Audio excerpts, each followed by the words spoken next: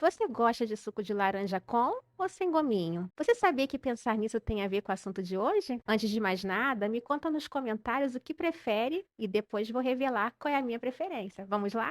Ao longo do vídeo e responder aquela pergunta com respeito ao suco de laranja. Começamos agora pela substância pura, que é quando formada por apenas uma espécie química. Temos o exemplo de NaCl puro e também o oxigênio quando tá no balão, né, no balão de gás. Difícil de achar na natureza, viu? Puras, nós temos o simples, que é apenas um tipo de átomo, como por exemplo o O2, aquele gásinho que a gente já tinha mencionado, o nitrogênio, o diamante, que é apenas o carbono, o gás hélio, aquele que o balão fica flutuando, e o ferro, só tem apenas o elemento ferro. O composto que tem mais de um tipo de átomo, por exemplo, vai ser a água, que é o H2O, vai ser o sal, NaCl, não é o sal de cozinha, porque o sal de cozinha já está misturado com outras coisas, NaCl, que é o cloreto de sódio puro, e o gás carbônico, que é o CO2, que pode também estar apresentado na forma pura também.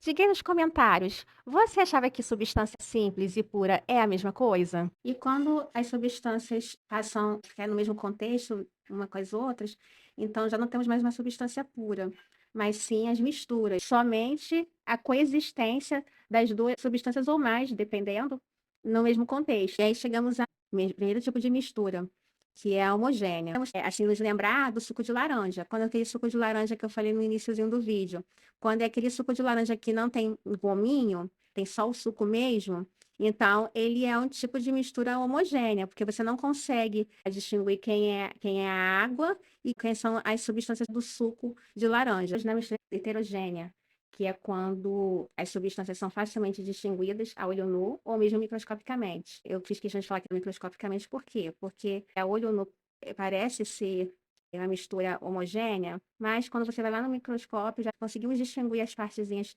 presentes tanto no sangue quanto no leite. Então, é a natureza deles. Então, são exemplos mais comuns que enganam, que é uma mistura heterogênea, parecem ser homogêneas, só que não. É o suco de laranja com gominho.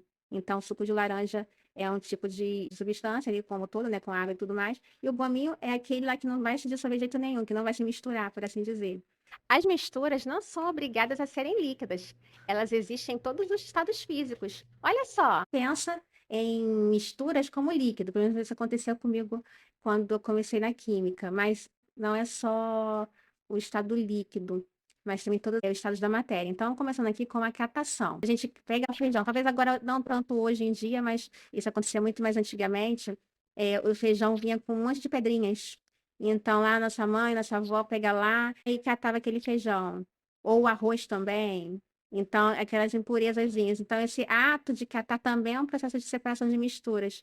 E também o próprio lixo também, quando a gente faz aquele ato de separar o lixo, o que é vidro, o que é plástico. Então, esse é um processo também de catação. Até mesmo as pessoas que trabalham na coleta de lixo têm, no tratamento de lixo, têm essa atitude da catação. Temos a peneiração, que é uma separação sólido-sólido por diferença de tamanho.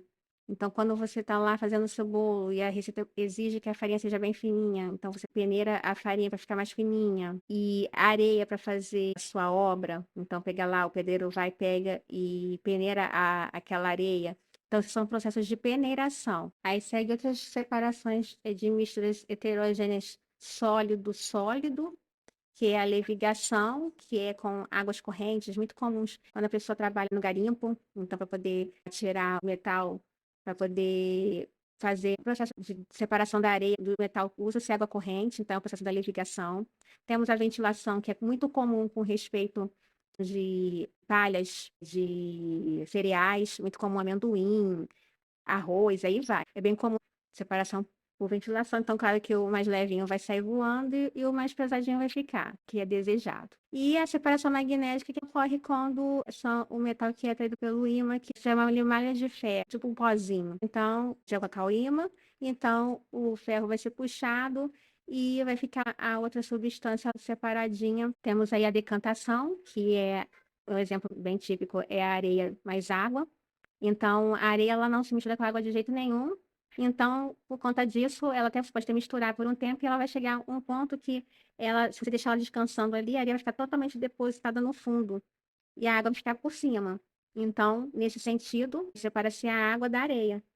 Temos também a decantação com respeito à separação líquido-líquido. Nesse caso, nós temos óleo e água que são misturas heterogêneas, porém ambos são líquidos. Então, como fazer essa separação? Então, isso é comumente usado no laboratório, onde você coloca um funil de separação, e aí, por diferença de densidade, aí faz essa separação desses dois componentes. A água, como é mais densa, vai ficar embaixo, e o óleo, que é mais levinho, vai ficar em cima. Então, abre a torneirinha até descer a água. Quando começar a aparecer o óleo queria descer, aí fecha a torneirinha. E assim faz a separação da água e do óleo. Aí chegamos à filtração, que também é um processo líquido sólido, onde você coloca o filtro ou algum material que retenha o sólido, e o sólido fica retido no filtro ou no objeto que está promovendo ali a retenção do sólido, e o líquido passa. Então, a gente observa no cotidiano, comumente, a filtragem da água.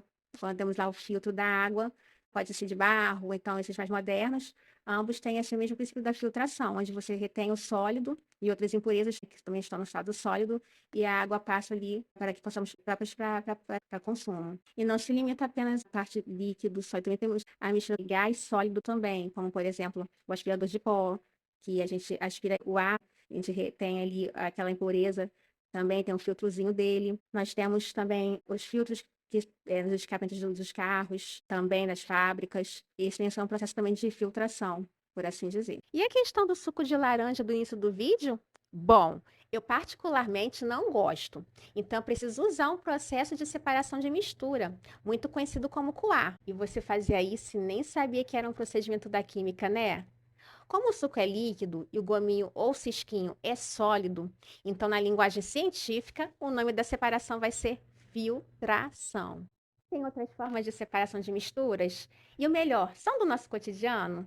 Me acompanhe nos próximos vídeos. Se inscreva e curte para mais pessoas ficarem sabendo. Me sigam, hein? Um abraço e até mais!